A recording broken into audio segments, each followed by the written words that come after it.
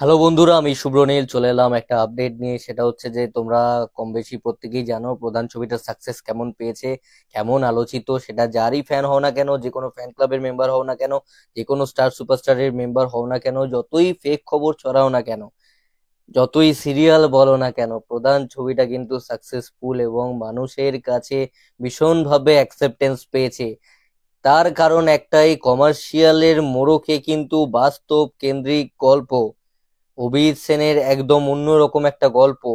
এবং আজকের ডেটে দাঁড়িয়ে ভীষণভাবে যেসব জিনিসপত্র আমরা দেখি, যেসব পলিটিশিয়ান, শিক্ষক, যা যা দুর্নীতি আমরা দেখি, শিক্ষা নিয়ে দুর্নীতি আমরা দেখে এসেছি, খবরের শিরোনামে এসছে, সেই সমস্ত বাস্তব কেন্দ্রিক জিনিসপত্রকে টুকটুক করে ছবিতে ছুঁয়ে দিয়েছেন পরিচালক, এবং দেবদা অ্যাকসেপ্ট করেছে তার প্রোডাকশনে। রাজনৈতিক দলের সঙ্গে যুক্ত থেকেও, শাসক দলের সঙ্গে যুক্ত থেকেও মেরুদণ্ড সোজা রেখে এরকম একটা সাবজেক্ট বেছে নিয়ে ছবি করার সাহস দেখিয়েছে। এবং অভিজিৎ গাঙ্গুলি, জাস্টিস অভিজিৎ গাঙ্গুলি, তোমরা কম বেশি প্রত্যেকে জানো, যারা একটুখানি খবর টবর দেখো, চর্চায় থাকো, এই যে শিক্ষা দুর্নীতি, যে সব চাকরি প্রার্থীরা যেখানে বসে রয়েছে, আন্দোলন করছে, ধর্ণা মঞ্চ, এর কিন্তু যেসব কেস টেস হয়েছে, অনেক কিছুই হয়েছে, সেসব ডিটেলস আমি যাচ্ছি না। তবে এইসব কেসে কিন্তু একটা গুরুত্বপূর্ণ ভূমিকা এই অভিজিৎ গাঙ্গুলি, এই জাস্টিস অভিজিৎ গাঙ্গুলি মানুষটার রয়েছে। এবং খবরের শিরোনামে কিন্তু উনি বেশ কিছু সত্যের পক্ষে দাঁড়িয়ে উনি কিন্তু মানুষের সামনে মিডিয়া মারফত আসেন। বেশ কিছু মাস ধরে উনি চর্চিত, এবং এই মুহূর্তে উনি একটা বড় নাম এবং সেলিব্রিটি হয়ে উঠেছেন, এতে কোনো সন্দেহ নেই। উনি হঠাৎ করেই প্রধান, এত চর্চিত ছবি, এবং মানুষের মুখে মুখে ঘুরছে প্রধান এবং প্রধানের কাহিনী, এবং মানুষের মন জয় করে নেওয়া ছবি হয়ে উঠেছে।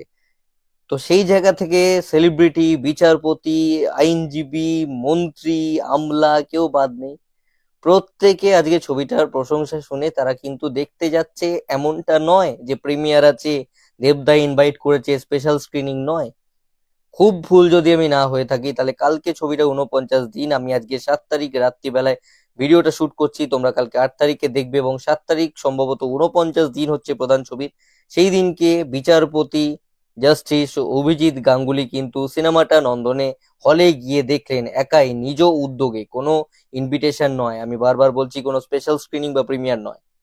বুঝতেই পারছো ছবিটা এখনো কোন জায়গায় রয়েছে, এখনো লোকে যাচ্ছে, এবং কতটা প্রশংসা পেলে মানুষের মুখ থেকে শুনতে পেয়ে অভিজিৎ গঙ্গোপাধ্যায় ছবিটা দেখতে গেলেন। এবার উনি দেখে কি বললেন সেই বিষয়ে আসি। দেখো, আমরা তো দেখতে পাচ্ছি বেশ কিছু মাস বলি বা বছর বলি, বেশ কিছু দুর্নীতির কথা। দুর্নীতি সব জায়গায় হয়, সারা দেশেই হয়, বিভিন্ন জায়গায় হয়। সব রাজনৈতিক দলেই ভালো মানুষ খারাপ মানুষ মিলিয়ে মিশিয়ে থাকে।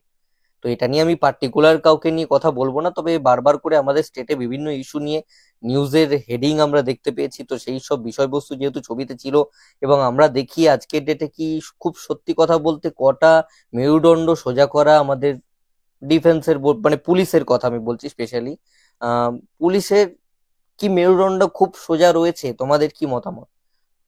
তো আমাকে যদি জিজ্ঞেস করো, একদম স্বচ্ছতা তো নেই, অন্তত আমরা খবরে যেটুকু দেখে বুঝি। আমি এত বুঝি না, আমার আশেপাশে পুলিশ খুব ভালো, কিন্তু যেটুকু আমরা খবরে দেখি নিরপেক্ষ, বা এগুলো তো আমার খুব একটা মনে হয় না। হয়তো আমি ভুল, কিন্তু রাজ্যে এরকম একটা আবহাওয়া রয়েছে।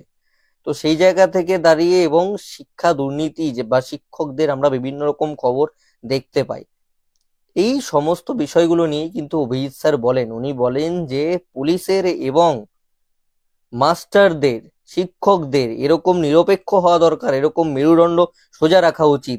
কোনো দলের হয়ে, পার্টিকুলার যে কোনো দলের হয়ে তুমি কাউকে সাপোর্ট করতে পারো, বাট তার ভুলটা বলবে না, এমনটা কিন্তু হওয়া উচিত নয়। মেরুদণ্ডটা সোজা থাকা উচিত, এবং প্রতিটা পুলিশের দেবের মতন হওয়া উচিত। দেবের যে ভূমিকা, নিরপেক্ষ ভূমিকা, মেরুদণ্ড সোজা করা ভূমিকা, এরকমই প্রতিটা পুলিশের হওয়া উচিত রাজ্যের। এবং শিক্ষাতে যে দুর্নীতি, শিক্ষার যে কাঠামো, বর্তমান পরিস্থিতি রাজ্যে রয়েছে, সেটা নিয়ে অভিজিৎ গঙ্গোপাধ্যায় স্যার বলেন, এবং বলেন যে যেহেতু শিক্ষক কেন্দ্রিক একটা, পরাণ বন্দ্যোপাধ্যায় এই প্রধান ছবিতে শিক্ষক একজন, তো সেখানে তার যে ভূমিকা, সেটাকেও কিন্তু ভীষণভাবে, তার অভিনয় এবং তার যে ভূমিকা, সেই রোল ক্যারেক্টারকে ভীষণভাবে তিনি প্রশংসা করেছেন সেই চরিত্রে। এবং নায়ক নায়িকা প্রত্যেকটা অভিনেতা অভিনেত্রীর প্রশংসা করতে বলেননি।